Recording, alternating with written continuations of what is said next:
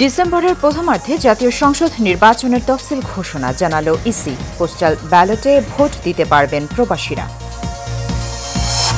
সুষ্ঠু নির্বাচন আয়োজনই সরকারের মূল লক্ষ্য, সে অনুযায়ী কাজ করার নির্দেশ প্রধান উপদেষ্টার, জানালেন প্রেস সচিব।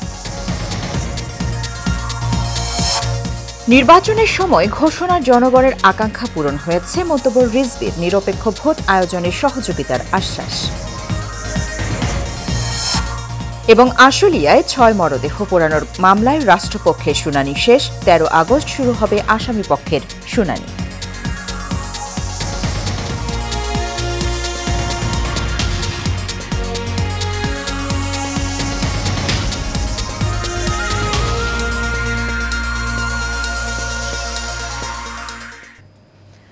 স্বাগত এশিয়ান প্রাইম নিউজে। দর্শক, সংবাদ জুড়ে সাথে আছি সুবর্ণা গোলন্দাজ। শুনছিলেন বিআরবি কেবল ইন্ডাস্ট্রিজ লিমিটেড সংবাদ শিরোনাম।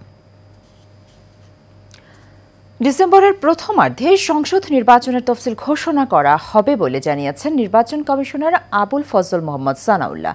আজ নবম কমিশন সভা শেষে তিনি সাংবাদিকদের এমন সিদ্ধান্তের কথা জানান। নির্বাচন কমিশনার বলেন, প্রধান উপদেষ্টা ফেব্রুয়ারির প্রথমার্ধে রোজার আগে নির্বাচন আয়োজনের জন্য চিঠি দিয়েছেন। আজকের মিটিংয়ে সেটাই উপস্থাপন করা হয়েছে। তিনি জানান, রাজনৈতিক দল ও প্রার্থীর আচরণ বিধিমালা চূড়ান্ত করা হয়েছে। আগামী নির্বাচনে পোস্টাল ব্যালটের মাধ্যমে ভোট দিতে পারবেন প্রবাসীরা। এছাড়া ৩১ অক্টোবর পর্যন্ত ১৮ বছর বয়সী সবাই ভোট দিতে পারবেন।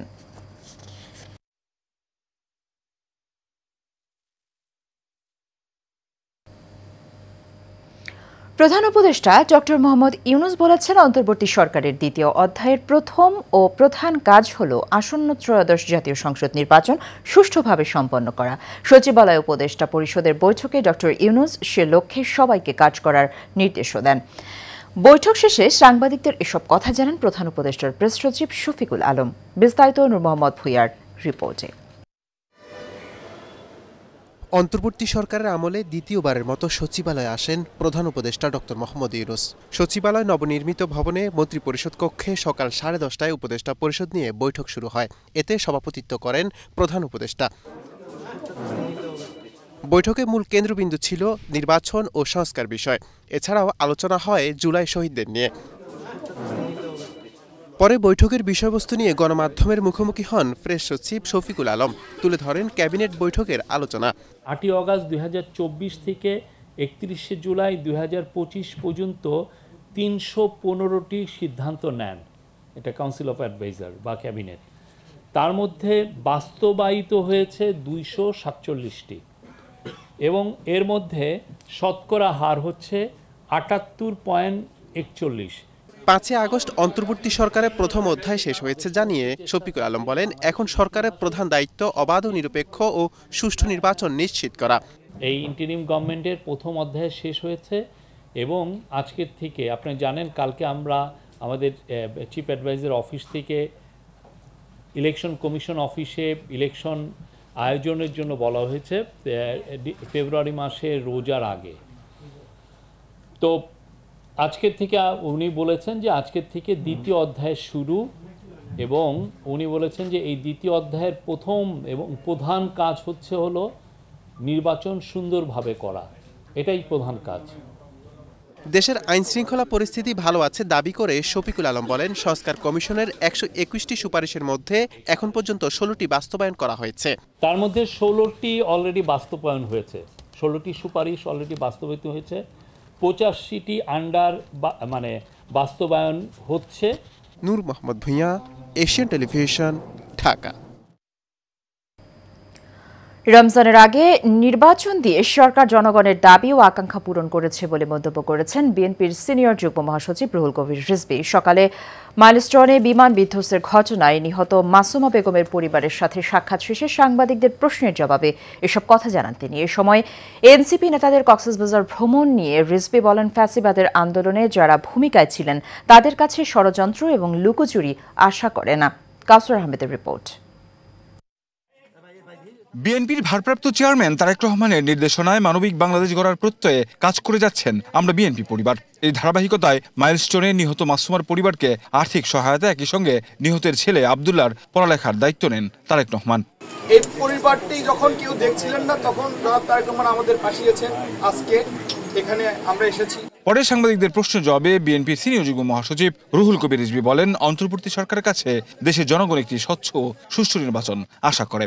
কোন ধরনের রাজনৈতিক ষড়যন্ত্র চক্রান্তের দিন শেষ হয়ে যাবে। যত বেশি আমরা জবাবদিহিতামূলক কর্মকাণ্ড করতে পারব, জবাবদিহিতামূলক সরকার হবে, ততই ষড়যন্ত্র অপস্ত্রিয়মান, ততই স্বচ্ছতা বাড়বে।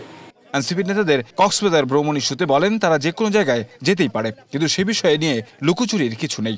আমাদের এনসিপির কিছু নেতৃবৃন্দ কক্সবাজারে গিয়েছে, আপনারা যেতেই পারে, অসুবিধা কিছু নেই। সেখানে যদি কোনো কূটনীতিকের সাথে আপনাদের সাথে আলাপ আলোচনা যদি হওয়ার যদি প্রোগ্রাম থাকে, সেটা হতেই পারে, কিন্তু মানুষের সংশয় হচ্ছে, সন্দেহ হচ্ছে যে লুকোচুরি কেন। রিজভী বলেন, সামনের দিনে জনগণ দেশে এমন শাসন ব্যবস্থা দেখতে চায় যেখানে সরকারের প্রতি ক্ষেত্রে জবাবদিহিতা থাকে। কাউসার আহমেদ, এশিয়ান টেলিভিশন, ঢাকা। জাতীয় স্বার্থে সব দল এক জায়গায় বসার পরিবেশ সৃষ্টিতে কাজ করছে বিএনপি বলে মন্তব্য করেছেন বিএনপির স্থায়ী কমিটির সদস্য সালাউদ্দিন আহমেদ। দুপুরে গুলশানের নিজ বাসায় সাংবাদিকদের সঙ্গে মতবিনিময়কালে সব কথা বলেন তিনি। এ সময় তিনি আরও বলেন, দক্ষিণ বা উত্তরপন্থী নয়, বিএনপি গণমানুষের দল। রাজনৈতিক দলগুলোর মধ্যে আদর্শিক পার্থক্য থাকলেও জাতীয় স্বার্থে সবাই যেন এক জায়গায় বসতে পারে, সেরকম পরিবেশ সৃষ্টিতে কাজ করছে বিএনপি। এজন্য সব পন্থার সাথে আলোচনা করা হচ্ছে বলেও জানান তিনি। আমরা একটা গণমানুষের দল হিসাবে বাংলাদেশ জাতীয়তাবাদী দল বিএনপিকে মনে করি, এবং সেই হিসাবে আমরা সকল মানুষের সাথে, সকল রাজনৈতিক দলের সাথে আমরা আলাপ আলোচনা করতে চাই, এবং এই দেশের রাজনীতিতে একটা সৌহার্দ্যপূর্ণ পারস্পরিক সৌহার্দ্যপূর্ণ অবস্থান আমরা সৃষ্টি করতে চাই, যাতে সকল রাজনৈতিক দলগুলোর মধ্যে আদর্শিক ফিলোসফিক মতপার্থক্য থাকলেও সবাই যাতে জাতীয় স্বার্থে এক জায়গায় বসতে পারি, সেরকম একটা এনভায়রনমেন্ট, একটা আবহাওয়া আমরা সৃষ্টি করতে চাই, পরিবেশ। রামপুরায় ভবনের কার্নিশে ঝুলে থাকা তরুণকে গুলির মামলায় তদন্ত প্রতিবেদন যাচাই বাছাই শেষে ট্রাইব্যুনালে দাখিল করেছেন প্রসিকিউশন। এছাড়া আশুলিয়ায় ৬ মরদেহ পোড়ানোর মামলায় অভিযোগ গঠনে রাষ্ট্রপক্ষের শুনানি শেষ হয়েছে। আগামী ১৩ আগস্ট শুরু হবে আসামি পক্ষের শুনানি। আন্তর্জাতিক অপরাধ ট্রাইব্যুনাল ২ এর চেয়ারম্যান বিচারপতি নজরুল ইসলাম চৌধুরীর নেতৃত্বাধীন ৩ সদস্যের ট্রাইব্যুনাল এই আদেশ দেন।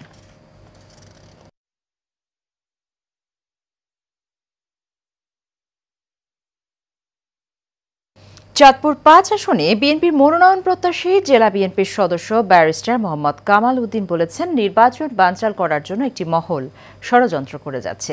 সেই ষড়যন্ত্র মোকাবেলা করে আগামী দিনে বিএনপির নেতৃত্বে সরকার গঠন করে একটি সুন্দর রাষ্ট্র নির্মাণ করা হবে। আজ চাঁদপুরের শাহরাস্তিতে জুলাই গণঅভ্যুত্থান দিবস উপলক্ষে উপজেলা বিএনপির উদ্যোগে বিজয় র্যালি ও সমাবেশে প্রধান অতিথির বক্তব্যে তিনি এসব কথা বলেন। মোহাম্মদ জামাল হোসেনের তথ্য ছবিতে আরও জানাচ্ছেন শেখ ফাহিম। জুলাই গণঅভ্যুত্থান দিবস উপলক্ষে চাঁদপুরের শাহরাস্তি উপজেলার দোয়াভাঙ্গা থেকে জেলা বিএনপির সদস্য ও আগামী জাতীয় সংসদ নির্বাচনে চাঁদপুর ৫ আসনে ধানের শীষের মনোনয়ন প্রত্যাশী ব্যারিস্টার কামাল উদ্দিনের নেতৃত্বে বিজয় র্যালি বের হয়। র্যালিটি প্রধান সড়ক প্রদক্ষিণ করে ঠাকুরবাজার কালীবাড়ি হয়ে উপজেলা পরিষদ মাঠে গিয়ে শেষ হয়। পরে সংক্ষিপ্ত সমাবেশে ব্যারিস্টার মোহাম্মদ কামাল উদ্দিন বলেন, নির্বাচন বানচাল করার জন্য একটি মহল ষড়যন্ত্র করে যাচ্ছে। সেই ষড়যন্ত্র প্রতিহত করতে সবাইকে ঐক্যবদ্ধ থাকার আহ্বান জানান তিনি। নির্বাচন বানচালের জন্য সেই পরাজিত শক্তি, বেশিবাদী শক্তি আবার বিশৃঙ্খলা সৃষ্টি করতে পারে। আপনাদের সকলকে সে বিষয়ে সজাগ থাকতে হবে। নিজেদের মধ্যে যেন মত পার্থক্য থাকে, মত বিরোধ যেন না থাকে। আমরা যারা এই সরকারের বিরুদ্ধে আন্দোলন করেছি, অন্যান্য দল সহ আমাদের মধ্যে যারা মতানৈক্য না হয়, সেদিকে খেয়াল রাখতে হবে। পৌর বিএনপির সভাপতি আবুল খায়েরের সভাপতিত্বে ও পৌর বিএনপির সাধারণ সম্পাদক ফারুক হোসেন মিয়াজির সঞ্চালনায় অনুষ্ঠানে আরও বক্তব্য রাখেন পৌর বিএনপির সহসভাপতি মনিরুজ্জামান, উপজেলা বিএনপির সাবেক সাংগঠনিক সম্পাদক তোফাইল আহমেদ সোহেল, পৌর যুবদলের সদস্য সচিব আব্দুল কাইয়ুম রিপন, সাবেক উপজেলা ছাত্রদলের সদস্য সচিব মনির হোসেন বেপারী সহ আরও অনেকে। বৈষম্যহীন একটা বাংলাদেশ গড়ে তোলা। Sheikh Fahim, Asian television. এবারে বাণিজ্য সংবাদ। চট্টগ্রামের নাসিরাবাদ শিল্প অঞ্চলে বিওয়াইডি শোরুম উদ্বোধনের মধ্য দিয়ে বিওয়াইডি বৈদ্যুতিক যানের নতুন যুগের সূচনা করেছে অটোটেক। দুপুরে এই উদ্বোধনী অনুষ্ঠানে অটোটেকের ব্যবস্থাপনা পরিচালক মেজবা উদ্দিন বলেন, এই উদ্যোগ কেবলমাত্র গাড়ি নয়, এটি একটি সবুজ ও সুস্থ শহরের সূচনা। অনুষ্ঠানে উপস্থিত ছিলেন বিএসআরএম এর চেয়ারম্যান আলী হুসেন আকবর আলী, ইস্পাহানি চেয়ারম্যান মির্জা সালমান ইস্পাহানি, 21 পদকপ্রাপ্ত সাংবাদিক এম এ মালিক সহ আরও অনেকে।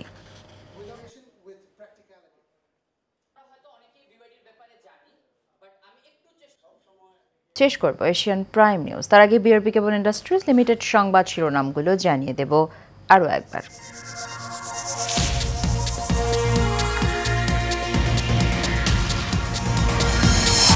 ডিসেম্বরের প্রথমার্ধে জাতীয় সংসদ নির্বাচনের তফসিল ঘোষণা জানালো ইসি। পোস্টাল ব্যালটে ভোট দিতে পারবেন প্রবাসীরা।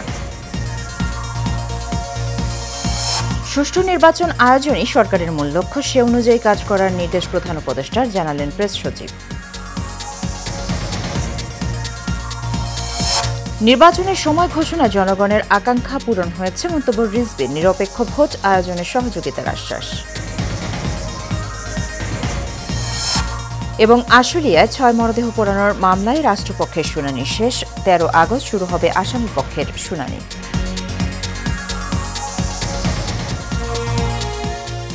এশিয়ান প্রাইম নিউজ এ পর্যন্তই। আমাদের পরবর্তী সংবাদ দেখার আমন্ত্রণ রইল। ধন্যবাদ সাথে থাকার জন্য। আল্লাহ হাফেজ।